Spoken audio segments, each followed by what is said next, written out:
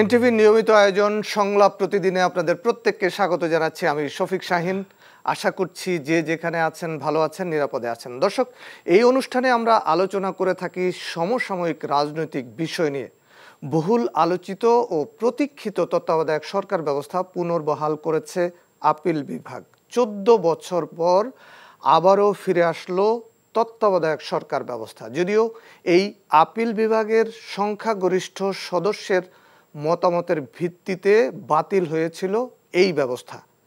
কিছুক্ষণ আগে আইন উপদেষ্টা আসিফ নজরুল জানিয়েছেন, গণভোট আইন আগামী 3 থেকে 4 কার্য দিবসের মধ্যে সম্পন্ন হবে। সুপ্রিম কোর্টের জন্য পৃথক সচিবালয় আইনের খসড়া উপদেষ্টা পরিষদে অনুমোদন হয়েছে। আর মানবতা বিরোধী অপরাধে মৃত্যুদণ্ডপ্রাপ্ত শেখ হাসিনা ও আসাদুজ্জামান খান কামালকে বন্দি প্রত্যর্পণ চুক্তি অনুযায়ী ভারতকে চিঠি দেওয়ার কথাও জানিয়েছেন আইন উপদেষ্টা। এসব বিষয় নিয়ে বিস্তারিত আলোচনা করতে আমাদের মাঝে উপস্থিত আছেন বাংলাদেশ বার কাউন্সিলের ভাইস চেয়ারম্যান ও বিএনপির ভাইস চেয়ারম্যান জনাব জয়নুল আবদিন। জনাব জয়নুল আবদিন, আপনাকে আমন্ত্রণ জানাচ্ছি আমাদের এই আলোচনা অনুষ্ঠানে। উপস্থিত আছেন আমার বাম পাশে বাংলাদেশ জামাতে ইসলামীর কেন্দ্রীয় কর্মপরিষদ সদস্য ও ঢাকা মহানগর দক্ষিণ জামাতের নায়েবে আমির অ্যাডভোকেট হেলাল উদ্দিন। জনাব হেলাল উদ্দিন, আপনাকেও আমন্ত্রণ জানাচ্ছি। আমাদের সাথে যুক্ত হয়েছেন এনসিপির সিনিয়র যুগ্ম সদস্য সচিব আলাউদ্দিন মোহাম্মদ। আপনাদের তিনজনকেই স্বাগত জানাচ্ছি। আমি শুরু করতে চাই জনাব জয়নুল আবদিনকে দিয়ে। জনাব জয়নুল আবদিন, কিভাবে কোন প্রেক্ষাপটে আজকে আপিল বিভাগ বহুল আলোচিত বহুল প্রতীক্ষিত তত্ত্বাবধায়ক সরকার ব্যবস্থা পুনর্বহালের আদেশ দিল? দেখুন, এই তত্ত্বাবধায়ক ব্যবস্থা 1996 সনে আমাদের সংবিধান সংশোধন করে করা হয়েছিল এবং দিদেন বিএনপি সরকার। তারা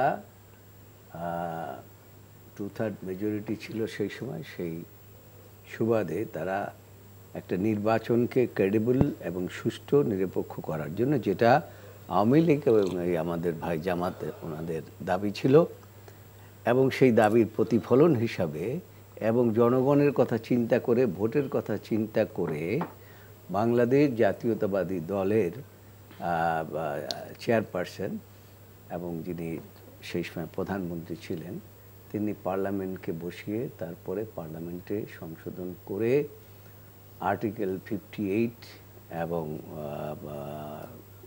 খ 1 এবং আর্টিকেল 58 গ 1 সংশোধন করে সেখানে তত্ত্বাবধায়ক ব্যবস্থা প্রবর্তন করেছিলেন। দেখুন, এই তত্ত্বাবধায়ক ব্যবস্থা একটা পরে এই দেশে পরপর 2টা নির্বাচন, কিন্তু একটা সুষ্ঠু এবং নিরপেক্ষ নির্বাচন হয়েছিল। পরের নির্বাচনটাকে আমি অন্যভাবে দেখি, তার কারণ সেটা ছিল আর্মি ব্যাকড গভর্নমেন্ট 2008 সালে, 8 সালে, এটাকে আর আমি বলছি। কিন্তু পরবর্তীতে এই যে ফ্যাসিস্ট সরকার, তারা চিন্তা করলো তারা কিভাবে লাইফ লং ক্ষমতায় থাকতে পারে। এই জন্য তারা বেছে নিল এই বিচার বিভাগকে। বিচার বিভাগকে বেছে নিয়ে, এটার যদি একটা ইতিহাস বলতে গেলে অনেক সময় লাগবে, সেজন্য আমি সংক্ষেপে আপনাকে বলছি। বিচার বিভাগকে বেছে নিলে একটা মুন সিনেমা হলের ব্যবস্থা, এটাকে কেন্দ্র করে আস্তে আস্তে চলে আসলেন এই তত্ত্বাবধায়ক সরকার কিভাবে বাতিল করা যায়, এই জন্য বিচার বিভাগকে ব্যবহার করার চেষ্টা করলেন। তো সেখানে এই অ্যাপিলটা যখন শুনানি হয়, তখন 8 জন অ্যামিকাস কিউরি ছিলেন। তার মধ্যে 7 জনই ছিলেন একদিকে, আর একজন ছিলেন মাত্র অন্যদিকে। তা আমাদের আপিল বিভাগের রুল মোতাবেক যে শুনানির পরে যে জাজমেন্ট হবে, অ্যাপিলেট ডিভিশন রুলস 10(2) বলা আছে যে সঙ্গে সঙ্গে জাজমেন্টের অপারেটিভ পোর্শনটা ঘোষণা করবেন, আর যদি না পারেন তাহলে বলে দেবেন কবে ঘোষণা করবেন আর কি। এখানে যেটা হয়েছে সেটা হয়েছে যে এই আপিলটি শুনানির পরে মেজরিটি জাজমেন্ট, এখানে মেজরিটি জাজমেন্ট বলে 4 জন একদিকে ছিল আর 3 জন অন্যদিকে ছিল। মেজরিটি জাজমেন্ট অনুসারে আপিলটা ডিসপোজ আপ করলেন। ডিসপোজ আপ করে বলে দিলেন যে আগামী গণতন্ত্রের স্বার্থে পরবর্তী 2টি নির্বাচন অন্তত তত্ত্বাবধায়ক সরকার ব্যবস্থার মধ্যে হতে পারে, তবে এটা পার্লামেন্টে যাবে, এটা বলে ওনারা জাজমেন্ট দিয়ে দিলেন। তো আইন অনুসারে এই জাজমেন্টটাকে আর পরবর্তীতে আপনার অ্যামেন্ডমেন্ট করার আর কোনো সুযোগ নাই যদি কোনো রিভিউ পিটিশন দাখিল না হয়। কিন্তু এই জাজমেন্টের পরেই দেখা গেল 5-11 তারিখে আপনার একটা মানে এর ইন দি মিন টাইম এই পূর্ণ জাজমেন্ট আসার আগে এই ফ্যাসিস্ট সরকার যারা বিনা ভোটে নির্বাচিত ছিলেন তারা করলেন কি সংবিধান একতরফাভাবে সংশোধন করে ফেললেন, এবং যে আলোকে এবং যে ভাষায় সংবিধান সংশোধন করলেন, জনাব খায়রুল হক সাহেব যখন ফুল জাজমেন্টটা লিখলেন তখন তার কোনো ওত ছিল না। তারপরেও তিনি তার অবসরের 16 মাস পরে একটা পূর্ণাঙ্গ জাজমেন্ট লিখলেন। সেই পূর্ণাঙ্গ জাজমেন্টটা প্রথম যে জাজমেন্টটা দিলেন মানে 10-2 অনুসারে, সেই জাজমেন্টটাকে ব্যত্যয় ঘটিয়ে তিনি এইবার বললেন যে মেজরিটি জাজমেন্ট অনুসারে এইটা অ্যাপিলটা তারা অ্যালাউ করলেন, অর্থাৎ সেই সময় তত্ত্বাবধায়ক ব্যবস্থাটাকে বাতিল করে দিলেন এবং যে আঙ্গিকে সংশোধন করলেন সেই আঙ্গিকেই তিনি জাজমেন্টটা দিলেন। তখন থেকেই দেখুন, সেই সময় আমি এই দেশের সর্বোচ্চ আদালতের সভাপতি হিসেবে দায়িত্ব পালন করছিলাম। আমি সাথে সাথে ওই জাজমেন্টের প্রতিবাদ করেছিলাম। পরবর্তীতে একটা সংবাদ সম্মেলন করে বলেছিলাম যে আপনি আবার বলতে পারেন যে আপনি গণক কিনা, আমি বলেছিলাম যে এই জাজমেন্টের ফলে দেশের বিচার ব্যবস্থা ধ্বংস করলেন খায়রুল হক, এই জাজমেন্টের ফলে গণতান্ত্রিক ব্যবস্থা ধ্বংস করলেন, এই জাজমেন্টের ফলে দেশে একটা মারামারি কাটাকাটি একটা যুদ্ধের মতো হয়ে যাবে এবং সরকার এই দেশটাকে একটা ধ্বংসের দিকে নিয়ে যাবে, এবং সেইটাই আলটিমেটলি পরবর্তীতে দেখা গেল মারামারি কাটাকাটি হানাহানি এবং নির্বাচন ব্যবস্থা একেবারে ধ্বংস করে ফেললেন। দেশেরই অস্তিত্ব একটা অবস্থার মধ্যে নিয়ে গেলেন যে তারা একটা চিরজীবন ক্ষমতায় থাকার একটা ব্যবস্থা করে নেওয়ার ফলে, এবং অনেক মানুষ হাজার হাজার মানুষকে গুম করলেন, খুন করলেন। যেটা বলেছিলাম সেটাই পরবর্তীতে হয়েছে। তবে একটা কথা বলেছিলাম, আজকে হয়তো এই বিচার হবে না, কিন্তু আল্লাহর অসীম রহমতে আমি বলে দিচ্ছি যে একদিন না একদিন এই ফ্যাসিস্ট সরকার এবং খায়রুল হকের বিচার হবে, এবং সেটা এবং জনতার আদালতে জনতা দেখবে যে খায়রুল হকের বিচার হয়েছে, এবং আলটিমেটলি দেখা গেল যে সেই ফ্যাসিস্ট সরকার পালিয়ে গিয়েছে এবং ফ্যাসিস্ট সরকারের আজকে জনতার আদালতে বিচার হচ্ছে এবং খায়রুল হকেরও জনতার আদালতে বিচার হচ্ছে। এখন আসেন আপনি এই যে জাজমেন্টটা যে হলো, এই জাজমেন্টটা দেখেন, জাজমেন্টটা বদিউল আলম মজুমদার সাহেব একটা রিভিউ পিটিশন দাখিল করলেন, জামাত ইসলামী একটা পিটিশন দাখিল করলেন, আমরা বাংলাদেশ জাতীয়তাবাদী দল একটা বৃহত্তর রাজনৈতিক দল হিসাবে আমাদের পক্ষ থেকে একটা রিভিউ পিটিশন দাখিল করা হলো। তো আমাদের এই রিভিউ পিটিশনগুলো 10 দিন পর্যন্ত শুনানি হলো, এবং পার্শ্ববর্তী কান্ট্রি এবং ইউরোপিয়ান কান্ট্রি, এমনকি কানাডিয়ান সংবিধান, সমস্ত কিছু, নেপালিয়ান সংবিধান, সব বিচার বিশ্লেষণ করে, আমাদের সংবিধান বিশ্লেষণ করে, এবং আইনের যত প্রকার দিক আছে সবগুলো আমরা আদালতকে উপস্থাপন করেছি। এবং আমি বিএনপির পক্ষ থেকে অ্যাজ এ সিনিয়র কাউন্সিল হিসেবে ছিলাম, ওনাদের পক্ষ থেকে শিশির মনির ছিলেন, এবং বদিউল আলম মজুমদারের পক্ষ থেকে শরীফ ছিলেন। যাই হোক, সব কিছু বিচার বিশ্লেষণ করে আদালত আজকে যে কথাটি বললেন যে আপিল সর্বসম্মতিভাবে মঞ্জুর করা হলো এবং সিভিল রিভিউ সেই সাথে ও নিষ্পত্তি করা হলো। আদালত এই মর্মে সর্বসম্মতিক্রমে, এটা কিন্তু ওই জাজমেন্টটা ছিল কিন্তু মেজরিটি জাজমেন্ট আর মাইনরিটি জাজমেন্ট, সর্বসম্মতিকে সিদ্ধান্ত গ্রহণ করে যে পর্যালোচনাধীন আপিল বিভাগের রায়টি নথি দৃষ্টে স্পষ্টরূপে প্রতীয়মান, একাধিক ত্রুটিপূর্ণ, অতএব পর্যালোচনাধীন রায়টি এত দ্বারা সম্পূর্ণরূপে বাতিল করা হলো। অর্থাৎ তাহলে তত্ত্বাবধায়ক সরকার ব্যবস্থা বাতিল করে দিলে, এবং একটা উনি কথা বললেন যে পুনঃস্থাপনের জন্য পুনর্জীবিত অনুসরণ করার জন্য 58 খ 1 এবং 58 গ 2 এর বিধানবলী প্রয়োগ সাপেক্ষে উহা কার্যকর হবে। অর্থাৎ এটাকে প্রসপেক্টিভ এফেক্ট দিয়ে এই জাজমেন্টটা দিলেন। সেই জন্য আপনারা শুনেছেন যে আমি বলেছি আজকে বাংলাদেশের রাজনৈতিক দলের জন্য, বাংলাদেশের গণমানুষের জন্য একটা ঈদের দিন, এবং আমরা এই জাজমেন্টে অত্যন্ত সন্তুষ্ট। ধন্যবাদ। এবং অন্য দুইটি যে রাজনৈতিক দলের প্রতিনিধি তারাও একইভাবে এটাকে স্বাগত জানাই। জি, আপনাকে ধন্যবাদ। আমরা আবার ফিরবো আপনার কাছে।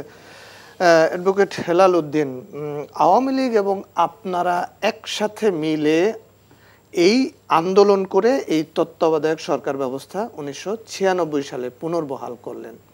আওয়ামী লীগ ক্ষমতায় এসে কেন এই ব্যবস্থাটা বাতিল করলো, যদি সংক্ষেপে আপনি বলেন। ধন্যবাদ।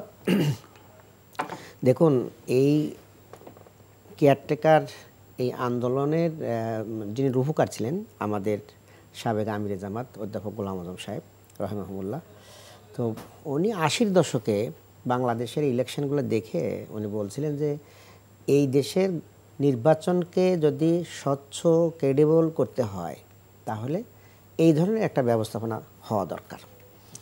তো যাই হোক, পরবর্তীতে স্বৈরাচার বিরোধী আন্দোলন হলো, হওয়ার পরে 91 এরকমই একটা কেয়ারটেকারের আন্ডারে ইলেকশনটা হয়।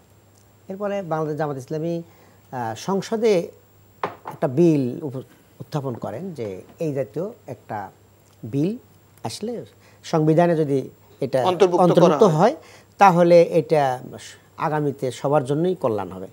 তো যাই হোক, এইটা সংসদে এটা পাশ মানে বোঝানো গেল না। সেই প্রেক্ষিতে আমরাই আন্দোলনটা শুরু করেছিলাম।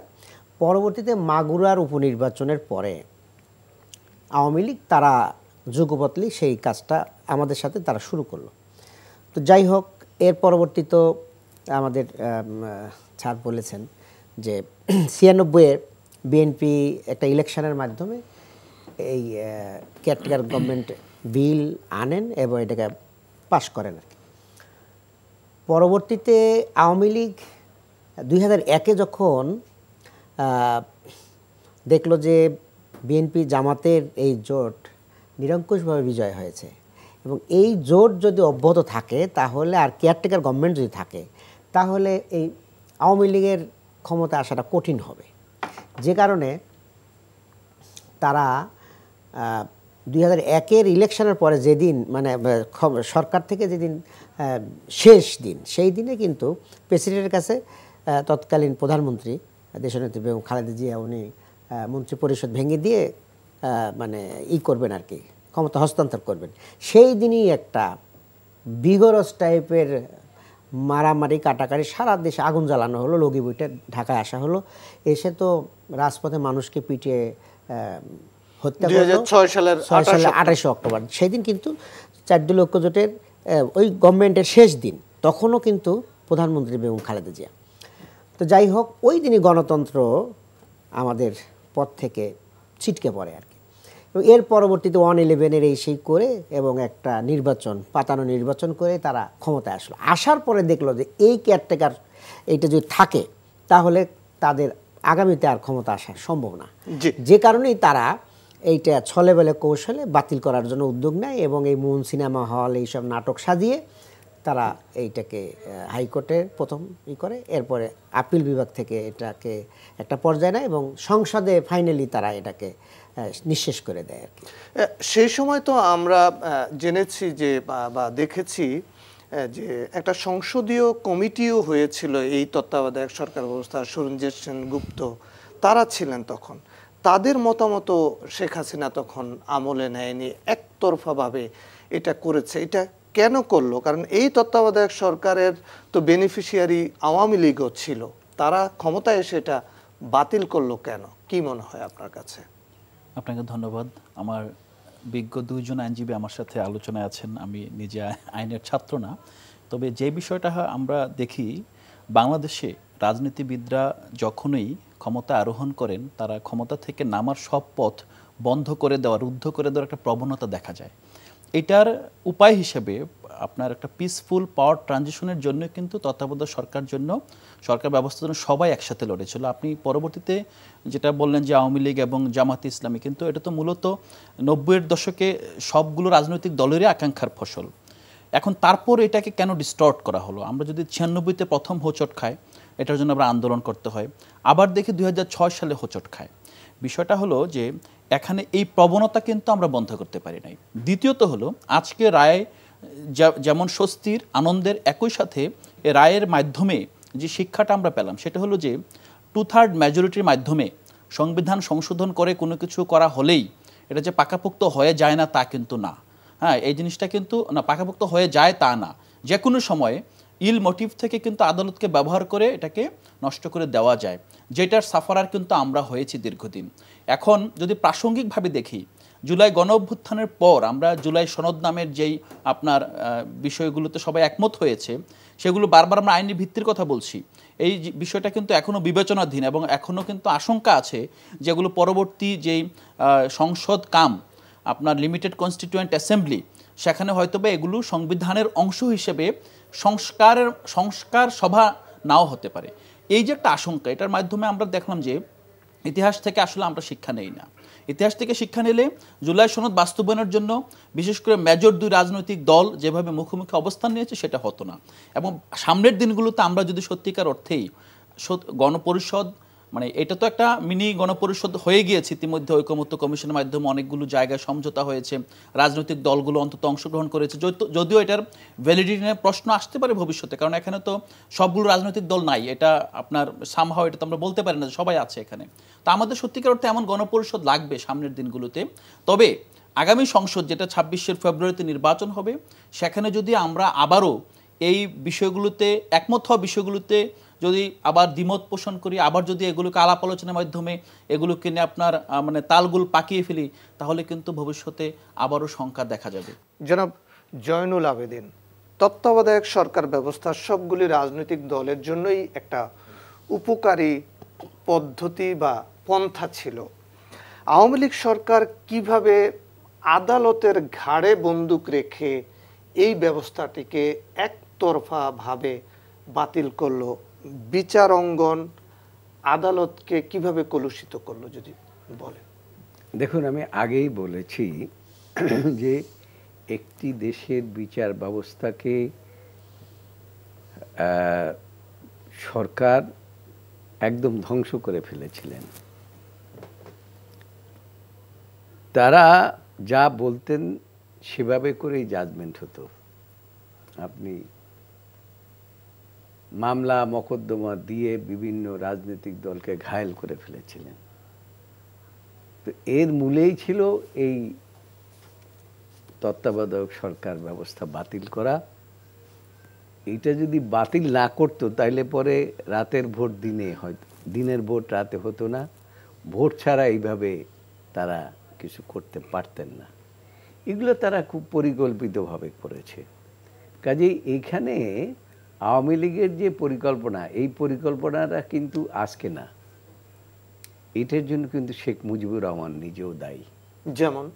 যেমন বলি আপনাকে, দেখেন 9 মাস সংগ্রাম করে একটা দেশ স্বাধীন হয়েছে, তারপরে ওনাদের দলের অনেক লোকের ফাঁসি হয়েছে, জামাতে ইসলামের ইত্যাদি ইত্যাদি। এই কারণে সেই দলের প্রধান শেখ মুজিবুর রহমান সর্বপ্রথম যে সংবিধানটি হাতে লেখা ছিল সেই সংবিধানের উপরে হাত দিয়ে আপনার বাকশাল কায়েম করলেন। একটি মাত্র রাজনৈতিক দল থাকবে, 4টি মাত্র পত্রিকা থাকবে, আর কিছু থাকবে না। অর্থাৎ মানুষের বাক স্বাধীনতাটাকে তখনই কিন্তু এই আওয়ামী লীগ ধ্বংস করার চেষ্টা করেছিলেন, এবং সেইটার আলটিমেট রেজাল্ট হলো মাঝখানে শহীদ রাষ্ট্রপতি জিয়াউর রহমান একটি বহুদলীয় গণতন্ত্রের ব্যবস্থা করেছিলেন, এবং সেটার সুফল অবস্থা বাংলাদেশের মানুষ কিছুদিন পেয়েছে। কিন্তু আততায়ীদের হাতে যেভাবে হোক শহীদ রাষ্ট্রপতি জিয়াউর রহমানকে মানে মৃত্যুর শহীদ হতে হয়েছে। এই দেশের মধ্যে আবার এরশাদ এসে একটা মার্শাল ল দিয়ে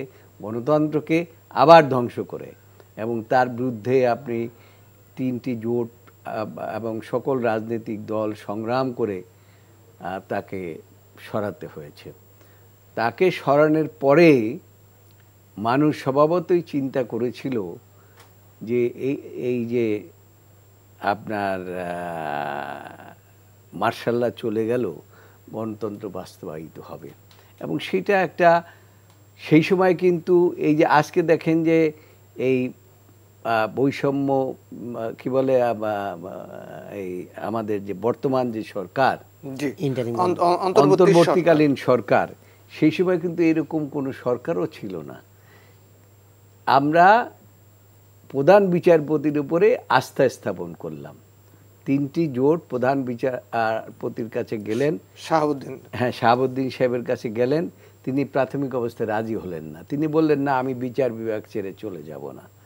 তখন তার সাথে একটা কমিটমেন্ট দেওয়া হলো যে আপনি এই নির্বাচন করে দেন, নির্বাচনের পরে আপনি আপনার পদে আপনার অঙ্গনে আপনি ফেরত যেতে পারবেন। তো রাজনৈতিক দলগুলো কিন্তু সেই ওয়াদা রেখেছিলেন। আর একটা ওয়াদা ছিল যে 3টি জোটের মধ্যে যে এই নির্বাচনে যে দলই জিতুক না কেন, প্রেসিডেন্সিয়াল পদ্ধতি থেকে পার্লামেন্টারি সিস্টেমে আসবে, সংসদীয় গণতন্ত্রের পথে আসবে। তখন বিএনপি এবং জামাত এই যে আপনার ক্ষমতায় গেলেন, এবং ক্ষমতায় বিএনপি মূলত মেজর পলিটিক্যাল পার্টি, তারা এই দলের প্রধান বেগম খালেদা জিয়া, তিনি সেই ওয়াদাকে রক্ষা করলেন, এবং ওয়াদা রক্ষা করে সংবিধান সংশোধন করে সেখানে পার্লামেন্টারি সিস্টেম চালু করলেন, এবং এই সিস্টেম মোতাবেকই দেশ চলবে, এটাই ছিল স্বাভাবিক।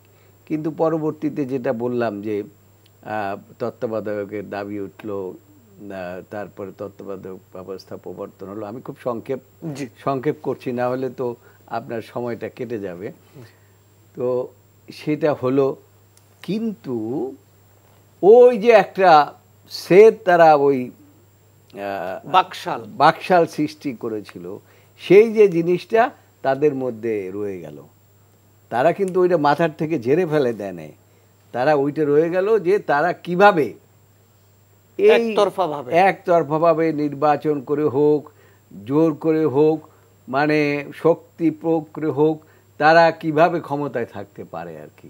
সেই কারণেই তারা বিচার বিভাগকে ব্যবহার করে বিচার বিভাগটাকে ধ্বংস করে দিয়ে বিচার বিভাগের সর্বোচ্চ আদালতের উপরে আপনার কি বলে ওইটা বন্দুক রেখে তারা সংবিধান সংশোধন করে তারা নিজেরা একেবারে বাহাবা নিয়ে গেলেন। আমার এই ভাই বলেছেন একটি কথা, যে 2/3 মেজরিটির মাধ্যমে একটা সংবিধান সংশোধন করলেই যে সেটা থেকে যাবে।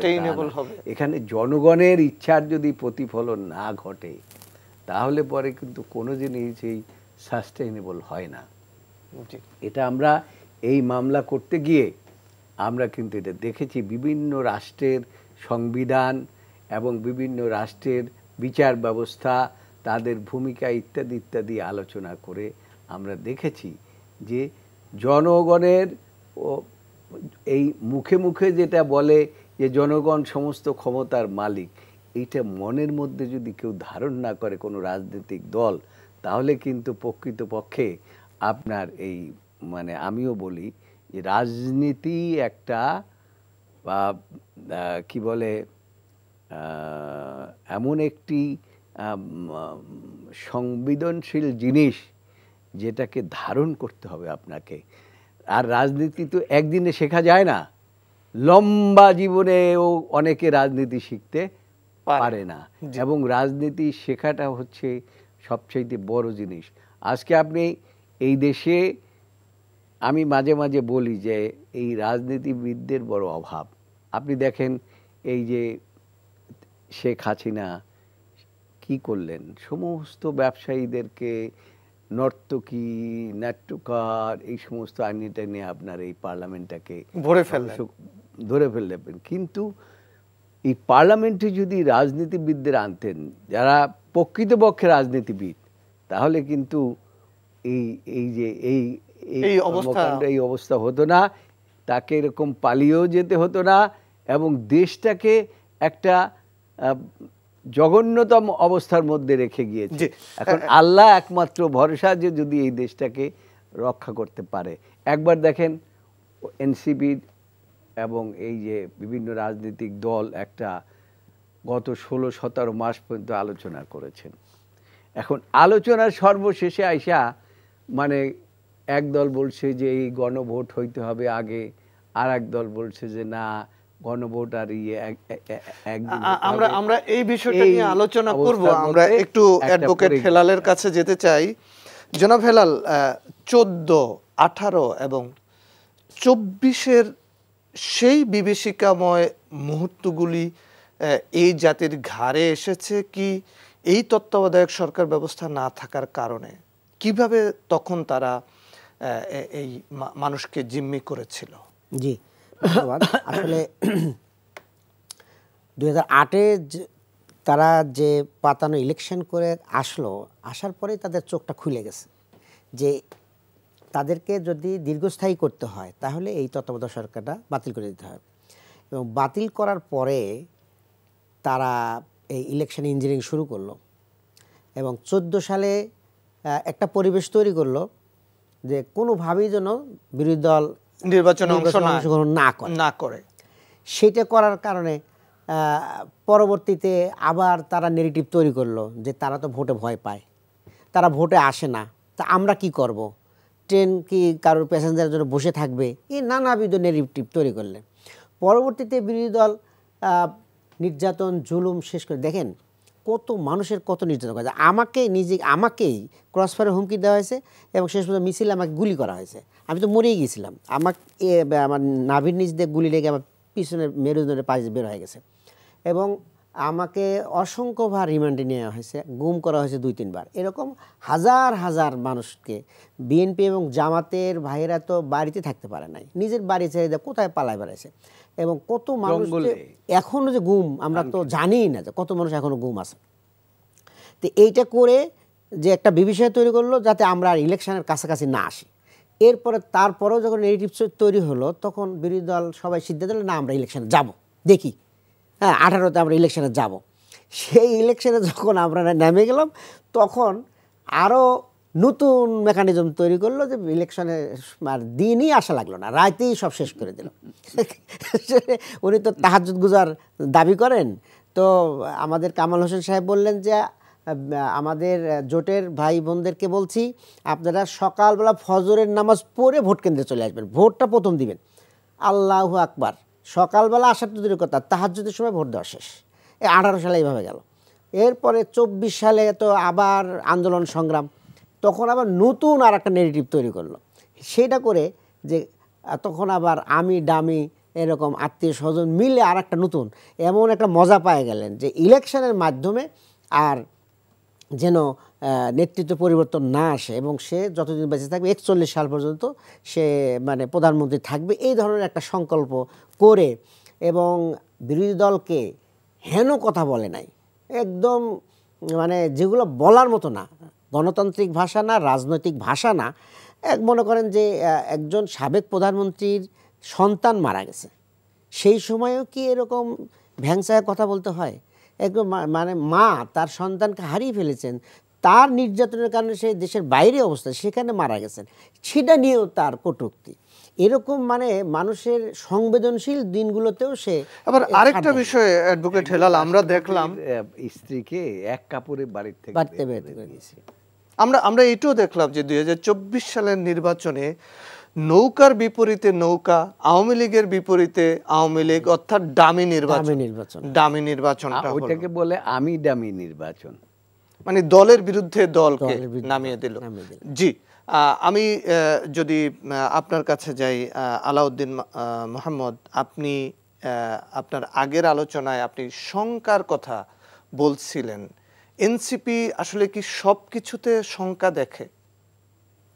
না, এনসিপি সব কিছুতে শঙ্কা দেখে না। দেখলে তো আমরা যে বিপ্লবী অবস্থান ছিল গত প্রায় 1 বছর পূর্বে, আমরা তো সেই অবস্থানের সাথে সঙ্গতিপূর্ণ কাজ করি নাই। আমরা ডায়ালগে এসেছি, আমরা গণতান্ত্রিক পদ্ধতির প্রতি শ্রদ্ধা রেখে প্রতিটা সিদ্ধান্তে ছাড় দিয়েছি এবং সবাই মিলে যাতে একটা সিদ্ধান্তে যেতে পারে সেই জায়গায় আমরা একরকম ফ্যাসিলিটেট করেছি।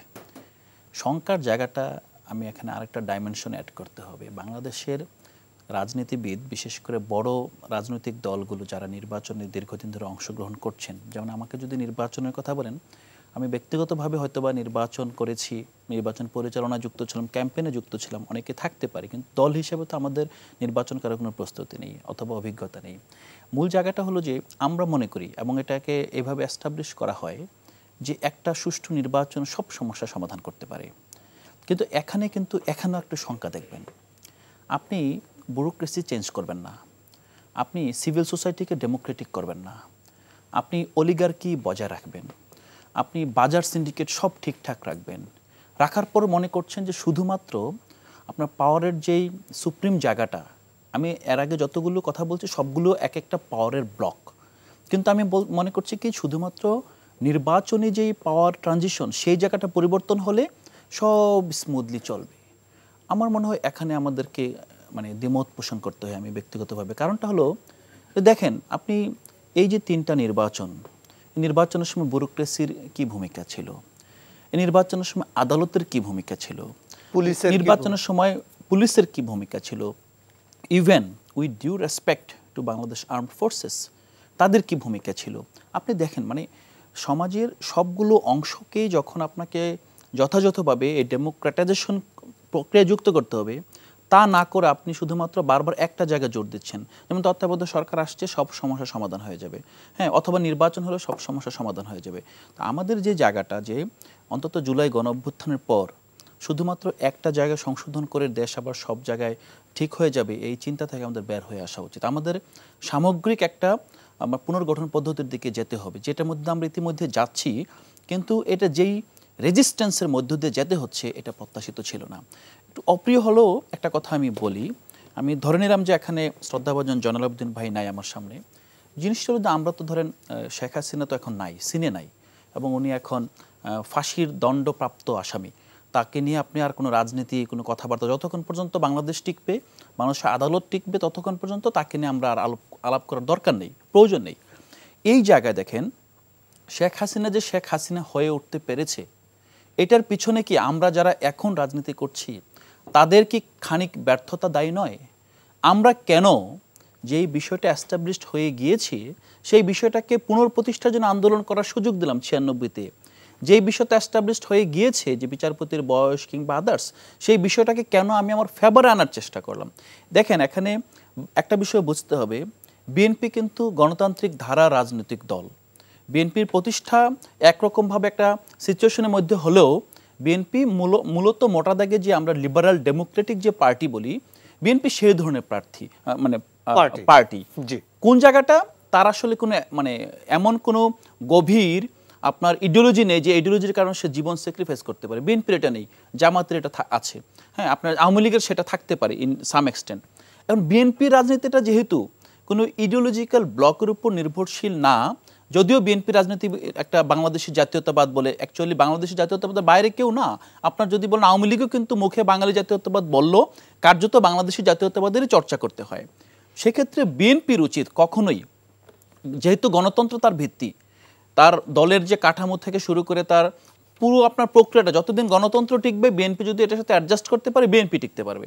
কিন্তু বিএনপি যখনই এটা ডিস্টর্ট করতে যাবে তখন কিন্তু বিএনপি পারবে না, কিন্তু আওয়ামী লীগ পারবে। যেটা হয়েছে, বিএনপি 2বার চেষ্টা করেছে, 2বার ফেল করেছে।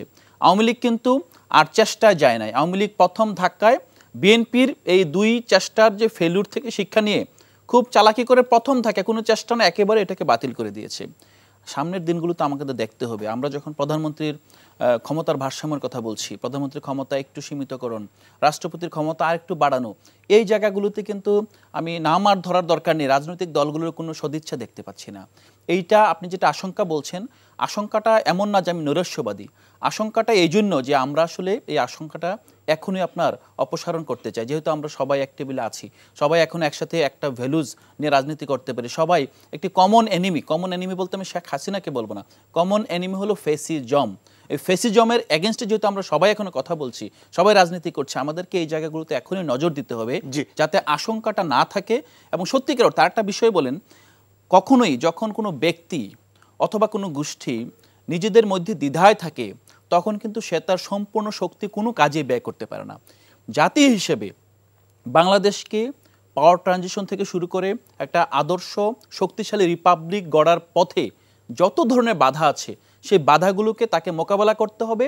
এই কন্ট্রাডিকশন থেকে বের হয়ে আসতে পারলেই কেবল বাংলাদেশের প্রতিটি নাগরিক এই দেশকে সামনের দিকে এগিয়ে নেওয়ার জন্য নিজের যতটুকু ক্ষমতা আছে, প্রতিটা মানে সর্বোচ্চ ক্ষমতা দিয়ে দেশের জন্য কাজ করবে। তো আমি এটাকে শুধুমাত্র নির্বাচনী ব্যবস্থা কিংবা গণতান্ত্রিক সংস্কৃতির কথা বলবো না, আমি বলবো বাংলাদেশের সামগ্রিক উন্নয়নের জন্য এবং সামগ্রিক উন্নয়নের সাথে একাত্ম করে এই সংস্কার প্রক্রিয়া, গণতান্ত্রিক প্রক্রিয়া, নাগরিকের বিকাশের প্রক্রিয়া একসাথে যখন আনতে পারবো, তখন আমরা সমৃদ্ধ জাতি হিসেবে আত্মপ্রকাশ করতে পারবো। জি, আপনাকে ধন্যবাদ। বিএনপি তো অনেক অনেক অনেক অ্যাকোমোডেটিভ, বিএনপি তো অনেক ইনক্লুসিভনেস তারা দেখাচ্ছে, তারা তো মত গ্রহণ করছে, ভিন্ন মত গ্রহণ করছে। বিএনপি তো নিজেরাই তাদের ৩১ দফা সংস্কার কর্মসূচি নিয়ে মাঠে আছে এবং ঐকমত্য কমিশনে তারা দিনের পর দিন অংশগ্রহণ করে মতামত দিয়েছে, নোট অফ ডিসেন্ট দিয়েছে। সেই জায়গাটাতে আমি অ্যাডভোকেট জয়নুল আবদিন, ধরেন এই যে যেইটুকু ডিসকমফোর্ট আছে অপোনেন্ট রাজনৈতিক দলগুলির ভিতরে, এই জায়গাটায় বিএনপি আরও কিভাবে নিজেকে আরো বেশি সংস্কারপন্থী, আরো বেশি জনগণের কাছাকাছি নিয়ে যাবে? বিএনপি দীর্ঘদিন ধরে দলীয় কর্মসূচি হিসাবে, এজেন্ডা হিসাবে ৩১ দফা সংস্কার কর্মসূচি নিয়ে মাঠে আছে, তারপরেও বিএনপিকে নিয়ে এত শঙ্কা কেন যে বিএনপি সংস্কার চায় না, পরিবর্তন চায় না? আমি আমার ছোট ভাই এনসিপি নেতা, এখন তার উদ্দেশ্যে বলতে চাই, তিনি একটি কথা বলেছেন যে বিএনপির কোনো আদর্শ নাই। দেখুন, বিএনপির জন্মলগ্ন থেকে আমি আছি, জন্মলগ্নের আগের থেকে আমি শহীদ রাষ্ট্রপতি জিয়া রহমানের। ভাই আমি ওই আদর্শ নাই বলি না, বলছি যে বিএনপির এমন ডিপ রুটেড আদর্শ নেই যেটা থেকে ফ্যাসিস্ট বানাতে পারে, সেটা বলছি। না, আপনার কথায় যেটা বোঝা যাচ্ছে যে বিএনপি একটা লিবারাল রাজনৈতিক দল, শুধু লিবারাল ডেমোক্রেটিক, আর কোনো তাদের ভিশন নাই। শহীদ রাষ্ট্রপতি জিয়াউর রহমান যখন এই দলটি করেছিলেন, তখন একটা ভিশন নিয়ে করেছিলেন, আপনি জানেন কি না? এবং সেই ভিশনটা ছিল দেশটাকে একটি স্বয়ম্বর গণতান্ত্রিক এবং স্বয়ম্বর স্বয়ংসম্পূর্ণ জাতি হিসাবে গড়ে তোলা। এবং আপনি আওয়ামী লীগের সাথে যেটা তুলনা করেছেন যে বাঙালি জাতীয়তাবাদ, বাংলাদেশি জাতীয়তাবাদ, এটার মধ্যে অনেক পার্থক্য আছে।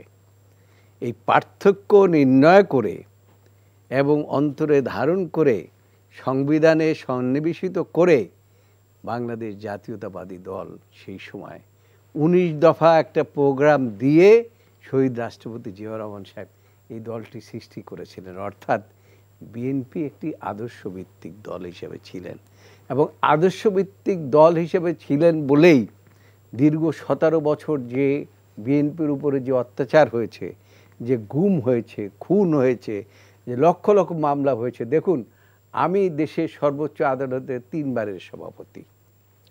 নর্মালি আমি দেখি নাই যে সভাপতিদের উপরে এইভাবে হাত উঠানো হয়। আমার বিরুদ্ধে প্রায় ৩৫ থেকে ৩৮টা মামলা দিয়েছে এই সরকার। নট অনলি দ্যাট, আমি এত সভাপতি হওয়া সত্ত্বেও যেহেতু বিচার ব্যবস্থা কন্ট্রোল ছিল আওয়ামী লীগের হাতে, সেই কারণে ৬ ফুট একটা ঘরের মধ্যে আমাকে দিনের পর দিন আমাকে থাকতে হয়েছে। তারপরে সভাপতি হিসাবে কোনোভাবে আমি বেল্টের পেয়ে আমি মানুষের জন্য কাজ করেছি।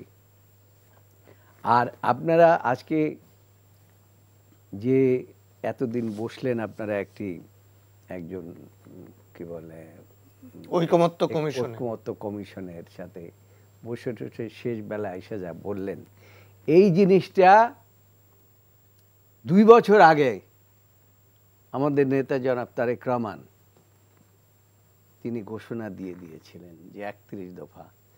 এই 31 দফার মধ্যে আপনাদের এই যা আপনারা এখন বলছেন সব কিছু আছে ওখানে। আপনার এই যে কি বলে দ্বিকক্ষ বিশিষ্ট পার্লামেন্ট হবে, প্রধানমন্ত্রী কিভাবে হবে, একবারের বেশি মানে 2 বারের বেশি থাকতে পারবেন, ইত্যাদি ইত্যাদি, যা সব কিছু ওখানে 2 বছর আগে, কিন্তু এই সরকার পতনেরও 2 বছর আগে তিনি দিয়ে দিয়েছেন। সবচেয়েতে যদি আদর্শ যদি এই দলের না থাকতো তাহলে এই দল ভেঙে টুকরো টুকরো হয়ে যেত। হ্যাঁ, এত নিপীড়ন, আপনি দেখেন এত নিপীড়ন, নির্যাতন, এত কিছু। তারপরে এই দলের যিনি পরিচালনা করেন তিনি কয়েক হাজার মাইল দূরে বসে দল চালিয়ে নীতি আদর্শের ছিল বলেই এই দলটাকে একটা ঐক্যবদ্ধ রাখতে পেরেছিলেন জনাব তারেক রহমান সাহেব। নাহলে it was not possible, not so easy. একটি রাজনৈতিক দলকে এরকম সিমেন্টেড রাখা খুব সহজ কথা নয়। আজকে তারপরে হলো হাজার হাজার হাজার হাজার লক্ষ লক্ষ ভৌতিক মামলা ছিল প্রত্যেকের বিরুদ্ধে। ওই যে আমার ভাই বলেছেন যে কেউ বাড়িতে তো ভালো কথা, ধান খেতেও থাকতে পারেনি। এই 17টি বছর এইভাবে কষ্ট করেছিলেন আর কি। ইলিয়াস আলী গুম হলো, চৌধুরী আলম গুম হলো, এরকম হাজার হাজার মানুষ গুম হয়ে গেল। তারপরে কিন্তু বিএনপি ছেড়ে কেউ যায় নাই, বিএনপিকে ভাঙতে পারে নাই। সেই জন্য বলছি একটা আদর্শ ছিল বলেই এই দল এখনো সিমেন্টেড অবস্থায় আছে। এবং গণভোটের ব্যাপারে একটু বিএনপি না, গণভোটের ব্যাপারে বিএনপি না বলে নাই, না বলেনি, বিএনপি না বলে নাই। এখানে টাইম ফ্যাক্টরের ব্যাপারটি বলেছে। তবে এখন আমার মনে হচ্ছে ওনারাও রাজি হয়েছে, তারাও রাজি হয়েছে সবাই। আমার মনে হচ্ছে যেন যে এই একদিনে দুটো হবে, এই বিএনপির এই প্রস্তাবটা ছিল এবং সেইটা আলটিমেটলি সেই দিকে ইতিমধ্যেই ঘোষণা হয়েছে। ওনারাও বলেছেন যে আমরা পার্টিসিপেট করব। এনসিপি তো নমিনেশন দিতে শুরু করেছে। কাজে আমি তো সেখানে কোনো দেখি না, ব্যত্যয় দেখি না। আমি সবসময় একটা আশাবাদী লোক, যদিও আমার এত বছর রাজনৈতিক জীবনে আমি অনেক উত্থান পতন দেখেছি, তারপরেও আমি একটা আশাবাদী লোক। আমি মনে করি যে যদি এখন এত ঝড়টা সংগ্রাম দীর্ঘ ইসের পরে আপনার এই যে জুলাই বিপ্লব, এই যে বিপ্লবে যে পালিয়ে যাওয়ার পরেও আমাদের মধ্যে আমার মনে হয়, আমি এটা ফিল করি যে যারা রাজনীতি করেন, রাজনৈতিক আদর্শে বিশ্বাস করেন, তাদের মধ্যে একটা কি বলে ইনগ্রেডিয়েন্টের জন্ম নিয়েছে যে এই ফ্যাসিস্ট যেন আর কেউ না হয়, ভবিষ্যতে কোনো ফ্যাসিস্ট যেন ক্ষমতায় আসতে না পারে, কেউ যেন ফ্যাসিস্ট না হয়। এমনকি আমাদের নেতা জনাব তারেক রহমান সাহেব বারবার বলেন যে বিএনপির ক্ষমতায় যাওয়া সবচেয়ে বড় কথা নয়, দেশে এমন একটি ব্যবস্থা করতে হবে যেখানে আর ফ্যাসিস্টের পুনর্জন্ম না হয়। ওকে, ধন্যবাদ আপনাকে অ্যাডভোকেট হেলাল। আপনাদের মাঠের রাজনীতি প্রকাশ্য শত্রু ছিল আওয়ামী লীগ, হাসিনা, তার আমলাতন্ত্র, তার পুলিশ বাহিনী। এখন আমরা দেখছি যে পরিবর্তিত পরিস্থিতি, দিনকে দিন বিএনপির সাথে আপনাদের একটা দূরত্ব তৈরি হচ্ছে। আপনারা নানা অভিযোগ করছেন বিএনপির বিরুদ্ধে। হঠাৎ করে এটা কেন হলো? না, দেখুন, আমাদের সাথে বিএনপির এটা রাজনৈতিক দূরত্ব। এখনও আমরা কিন্তু নেতৃবৃন্দদের সাথে যে রকম আমরা সম্পর্ক দেখি, আমরা রাজনৈতিক ডায়লগ একরকম হচ্ছে, পারস্পরিক আলাপ আলোচনা ঠিকই আমাদের মধ্যে আছে, ফোন হচ্ছে, পারস্পরিক দেখা সাক্ষাৎ হচ্ছে, যাওয়া আসা হচ্ছে, এগুলো আছে, আমাদের কোনো শত্রু মনোভাব না। এখন একসাথে রাজনীতি করতে গেলে ওনারা ওনাদের বিষয়গুলো তুলে ধরবে, জামাতের বিষয়গুলো তুলে ধরবে, ঠিক এইভাবে পরস্পরের মানে ক্রিয়েটিভিটিগুলো জনগণের কাছে হাজির করবে, জনগণ যাকে বাছাই করবে তাকেই আমরা সমর্থন করব। এখানে আমাদের শত্রু তো আমরা কেউই না, বিএনপিও আমাদের শত্রু না, আমরাও বিএনপির শত্রু না। আমাদের সাথে এখনও কথাবার্তা হচ্ছে, সব সময় আলাপ আলোচনা হচ্ছে, টেলিফোনে কথা হচ্ছে, আমরা তার মানে ভিতরে ভিতরে সব ঠিক আছে, আপনারা শুধু ভোটারদেরকে জনগণকে দেখাচ্ছেন যে আপনাদের ভিতরে দূরত্ব আছে। না, আমরা তো ওরকম কেন হবে, আমাদের রাজনৈতিক কিন্তু আপনারা তো ভোটের মাঠে, রাজনীতির মাঠে আপনারা অভিযোগের এক পক্ষ আরেক পক্ষ অভিযোগের ফুলঝুরি ঝরছে। এগুলো শুনেন, এগুলো আমাদের মানে মিডিয়া এবং সোশ্যাল মিডিয়া কোনো কথাকে কিছু কম বেশি করে বলার কারণে এটা কিছুটা মানে একটা বিভেদের একটা নেয়। বাট কথাগুলোকে যদি সম্পূর্ণভাবে তুলে ধরা হয় তাহলে কিন্তু এখানে বিভেদ থাকে না। কেমন আসলেই বিএনপি এবং জামাতের মধ্যে বিভেদ নাই তো, আমরা তো একই আদর্শের সাথেই আমরা 15 বছর কাজ করেছি। এবং আমাদের স্যার বলেছেন যে বিএনপির একটা আদর্শ আছে, আসলেই তো দেখেন যখন সংবিধান করা হলো, যে আপনার বাকশাল করা হলো, পরবর্তী যখন বিএনপি যখন তারা পার্টিতে করলেন এবং সেখানে কিন্তু বিসমিল্লাহির রহমানির রহিম শুরু করলেন। তার মানেটা কি? এর মানেই হলো যে এর ভিতরে একটা আদর্শ আছে এবং সেই আদর্শটা ওনারা অনেক সময় মুখে বলে না, কিন্তু কাজ হচ্ছে, ঠিক আছে না? আমরা হয়তো এইটাকে আমরা প্রকাশ্যে বলতেছি যে আমরা ইসলামী কল্যাণ রাষ্ট্র করব, এটা আমরা বলতেছি, আমাদের কর্মসূচি রাখতেছি, বাট ওনারা অনেক সময় কর্মসূচি রাখতেছে না, বাট ওনারা লালন করেন যে এইরকম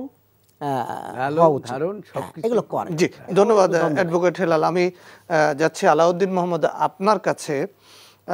আপনারা, আপনাদের নেতারা এক এক সময় এক এক কথা বলে যে বিএনপি 100 আসনও পাবে না, আবার আপনারা বলতেছেন আপনারা নিজেরা 300 আসনে আপনারা প্রতিদ্বন্দ্বিতা করবেন, আবার কখনো কখনো শুনি যে আপনারা বিএনপির কাছে 20টি আসন, 2টা মন্ত্রিত্ব, এরকম আপনারা দাবি দেওয়া পর্দার আড়ালে করছেন। আবার কখনো কখনো বলছেন যে সমমনা রাজনৈতিক দল নিয়ে আপনারা জোট করছেন। আসলে এনসিপির নির্বাচন নিয়ে এনসিপির অবস্থানটা কি? এনসিপি কি আসলে প্রস্তুত না?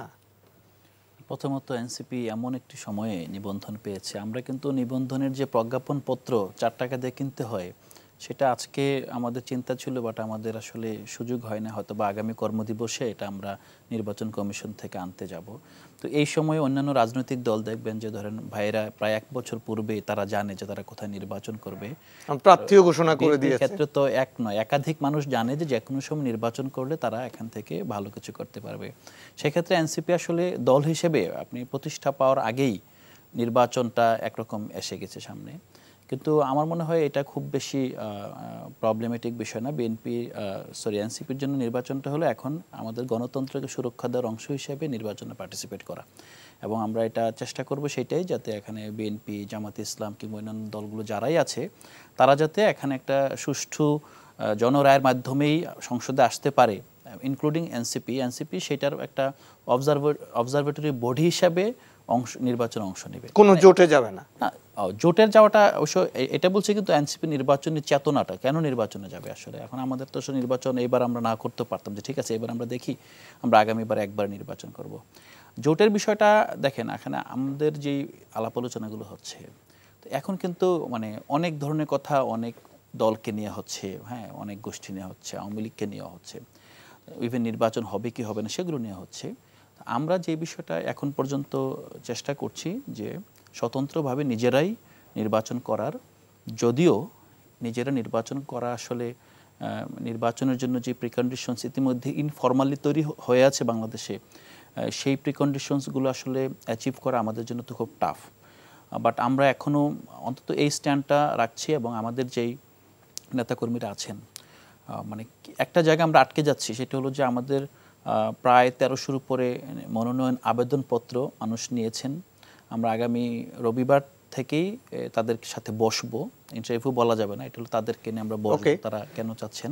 তার মানে এই মানুষ এনসিপি নির্বাচনী না, নির্বাচনী বিষয়টা হলো যে ট্রেন্ডে প্রায় উঠেছে। 300 আসনেই 3টা আসন আমরা বাদ রেখেছি 3 জনের জন্য সম্মান দেখিয়ে 300 আসনই যখন দেখছি যে এনসিপির হয়ে লড়তে চায়, তাদের আবেগ অনুভূতিকে সাড়া আপনারা দেওয়া অবশ্যই কিন্তু সম্মান জানাবেন এবং সেই ইয়ে চেষ্টা করবেন। করা উচিত। হ্যাঁ, আপনাদের আরেকটা বিষয়, আমি কি তিনজনকেই 30 সেকেন্ড সময় নেই জাস্ট, সেটা আমি যেটা বলেছিলাম আদর্শ নিয়ে, আমি কখনো এটা বলবো না যে বিএনপির আদর্শ নেই কিংবা কোনো দলের আদর্শ নেই।